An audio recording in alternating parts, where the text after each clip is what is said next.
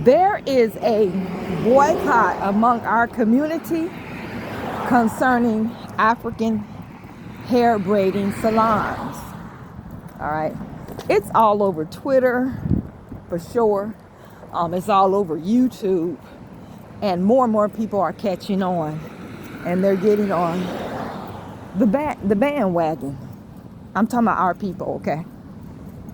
So, a lot of people, especially if they're extremely ignorant, they've been under a rock, might ask, why are you boycotting their hair braiding salons? Y'all mad, y'all have a problem with black people being successful. You're acting like crabs in a barrel. And a lot of, pan boo-boos. Oh, we ain't gonna stop going to their hair braiding salon. I'm getting ready to get my hair braided. This and stuff like that. So, if you don't know, I kind of feel like you just don't want to admit to certain things, all right? So, we have always patronized other so-called black people because we primarily looked at them as the same as us, even if they had a little accent, even if they dressed a little different. We looked at them primarily as us, just a different aspect, okay? We didn't separate ourselves from Africans, Haitians, especially Haitians and Jamaicans and stuff like that. Now, this was 25 and 30 years ago. But since social media has become popular, they have let us know how they feel about us, all right? So when we was on the Black Power, worldwide Black Power thing, they were going around talking about, we're not black. We aren't black. We're not the same as you. We didn't come here for you. We didn't come here fight your battle with white folks. And they didn't. I agree with that. All right. Me no black. All right. So they separated themselves from us, and they didn't just, do it because I feel like that people have the right to want to unify with just their own and support mainly their own. That's how it's supposed to be. But the way they came at us, vitriol, hatred, slander, coming from the pages of white supremacy. And this happened against us over and over again, mainly Africans, on every platform, social media platform where we have gathered. Here they come, starting wars with us, tribal wars, saying things that you ain't never heard. Skinhead from Mississippi say. They make white people blush when they say that shit that they say about us. Okay? So every platform we've been on, that we used to have a lot of fun. They took the fun out of that. We were talking about a lot of different things. Now we got to get on them and respond to them and hip our people who are not hip to this, and let them know what it is. We get disrespected at the businesses, particularly at the hair braiding salons. Them braiding our hair purposely too tight, taking out the edges, overcharging us. One African girl busted them overcharging Americans for hair braiding services. They didn't know she was African because she doesn't have an accent. She has, she looks similar to us. She has tattoos all over us. All over her, like we, tattooing is our culture. So they speaking in French while doing her hair, talking mad shit about her, talking about Americans are stupid because they didn't know she was African. They didn't know that she understood French. Talking about how they weren't gonna give her the length that she wanted, but they gonna still charge her for it.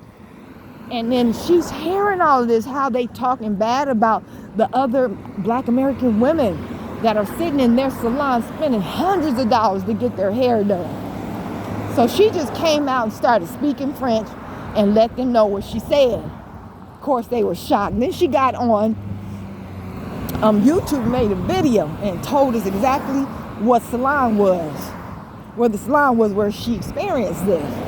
But she said something, and I don't know if our people who saw the video caught it. She said, now she called out that one African hair braiding shop. And then she said, I'm not going to shit on African people. I'm not going to shit on African businesses. I'm not going to shit on African businesses. In other words, I took that as all the African businesses are the same. I guess she hadn't been targeted, and so she wasn't angry enough to just talk about how all of them are when it comes to our people. These are not our people, okay? Let me tell y'all something. Economically, as a whole, our people are suffering. The hair braiding business is a $1 billion business, and the vast majority of that money goes into these African people's hands. Okay? Charging you $200 and $600 for what I say kind of like not kind of average braiding style. They don't even braid as good as our women. Our style is different. Okay? Every community comes here and looks out for themselves primarily. Okay? They don't spend all of their dollars with the other, and they don't spend their dollars with us. A lot of these foreigners and white people, if they see that we own a business, they find out we own a business, they just don't come in and spend their money. Now, it's like, it's worse with other races, put it that way. These immigrants, Arabs, Indians, Chinese, they really ain't gonna spend no money with us. And it's more like, oh, how cute, Ducky and her babies.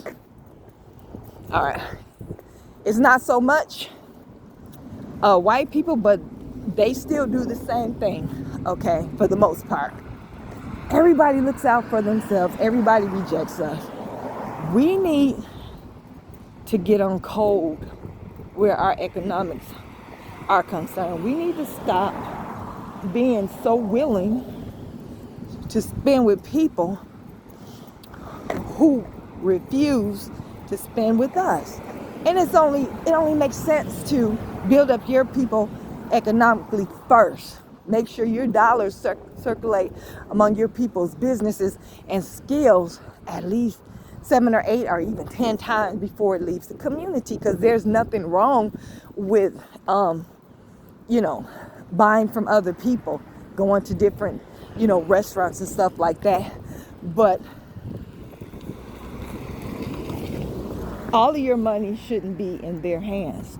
Just think if we took the braiding hair business and brought it back to our community, to our women, so they can get $150 and $200 per head. All right. We are boycotting them, not because and only because they're African, but because of their mistreatment and disrespect of our people, even in the braiding shops when we're handing them our money. But we were supposed to keep that in our community among our women in the first place. That's our fault. That's not their fault. It's our responsibility to make sure that our money circulates in our hands before it goes out into other people's hands. That's our business. Okay? So I know people are saying a lot, why aren't you boycotting Asians? Why aren't you boycotting Arabs? The only Asian only Asian business that I'll go to every once in a while is their food. Get some food, and that's very rare. That might be once or twice a month. All right. Arabs, hell no. I've had enough of them. I ain't going nowhere near they shit. Indians, they don't have too many, It's the same with them, some food. But if they have a shop or whatever, I don't spend no whole lot of money there. Very rare do I go to the Indian market and buy something. It's got to be something I can't really find nowhere else. All right. So you're supposed to support your community first. Just think if we could get 50% of that money, at least. We need to do 100, but at least 50% of that money that we spend with these foreigners in their hair braiding shops, and bring that back to the community. $1 billion industry. Even if we can get $500 million back, $500 million back, that would benefit our community tremendously. And that's what we need to do. We need to open up our own hair braiding shops, compete with them and against them, hire American FBA braiders, and let two get on one head, 2 or 3, so they can finish that job in no time. You got to compete against these people, okay? It's going to be hard because our people are not used. They're not used to thinking race first. They don't think like that. People use us as a cash cow. I've been telling y'all that. I've been telling you. Y'all need to read Powernomics by Dr. Claude Anderson. You need to read that book. Everything in it, every single thing I don't agree, but 99% of it I do. You got to read it because he breaks down why, the what, how, and the why. You need to bring your consciousness and your mind back in order. You out of order. You are allowing yourself to be a permanent underclass, just working and spending money while everybody else owns and produces. That's the category that they are forcing us into, and they're doing it by design, little by little. We don't see how they're doing it, but it's being done. You're getting ready to be a permanent worker, spender class, and that is it. Everybody else is going to be allowed to have all of their money in all the hours. Okay? So you better wake your butt up. You better wake your butt up. We're going hard with this boycott. We're starting with all the middlemen getting our money. We want to get them out of the way. And don't tell me nothing about, what about Walmart? What about Target? Fool.